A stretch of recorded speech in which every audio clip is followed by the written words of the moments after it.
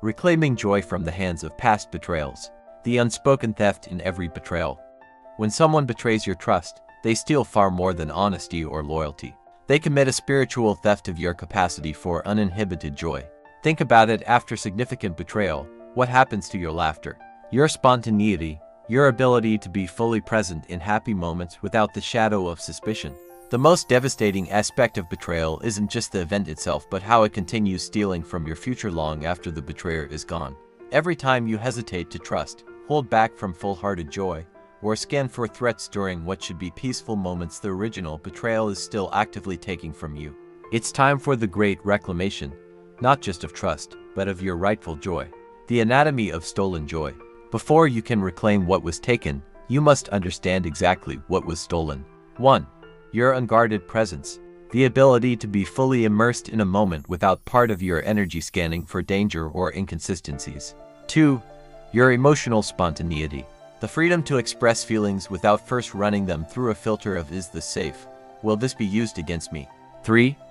Your generous assumptions. The natural inclination to interpret ambiguous situations positively rather than defensively. 4. Your time sovereignty.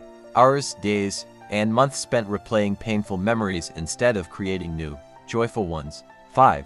Your energy allocatio.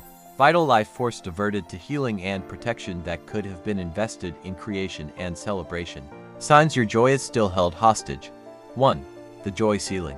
You can feel happy, but only up to a certain point before anxiety kicks in, as if exceeding that threshold of joy might make you vulnerable again. 2. The preemptive disappointment. You mentally prepare for things to go wrong when something good happens, a protective mechanism that also prevents full enjoyment. 3. The joy hangover. After periods of genuine happiness, you experience inexplicable emotional crash or anxiety. Your system still associates joy with vulnerability. 4. The vicarious substitutio. You find it easier to celebrate others' happiness than to fully inhabit your own, keeping joy at a safe distance. 5. The delayed experience. You fully feel happy moments only after they've passed and been proven safe through the passage of time. The spiritual mechanics of joy reclamatio. Reclaiming your joy isn't just psychological healing, it's energetic retrieval work. 1. Locating your scattered joy. Through betrayal, fragments of your joy essence were scattered, some frozen in the past, some projected into anxious futures, others locked in unprocessed emotions. Reclamation practice. Close your eyes and visualize your joy as golden light. Where do you sense it's been hidden, given away, or stolen? Make a physical gesture of gathering these fragments back to your heart center. 2. Breaking energetic contracts. Every time you said to yourself, "I'll never fully trust, love, and joy again," you created an energetic contract with your pain. These contracts require conscious dissolution. Reclamation practice. Write each limiting vow on paper. Read it aloud, followed by, "I revoke this contract.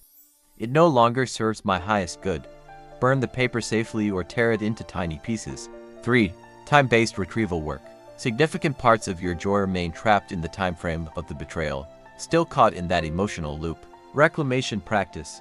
Visualize returning to that younger self who experienced the betrayal. Rather than trying to change what happened, focus on energetically retrieving the joy capacity that remained frozen there. 4. Permission recoding. After betrayal, your system often requires explicit permission to experience joy without hypervigilance. Reclamation practice. Place one hand on your heart and one on your solar plexus, stating, "I grant myself unconditional permission to experience joy without the need for vigilance or protection." 2.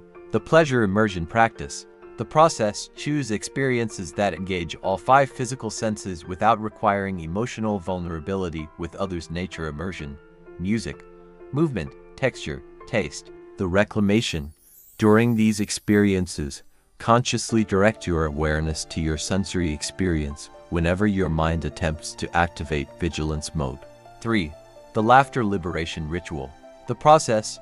Curate content that reliably makes you laugh: stand-up comedy, funny videos, humorous books, anything that triggers genuine laughter. The reclamation.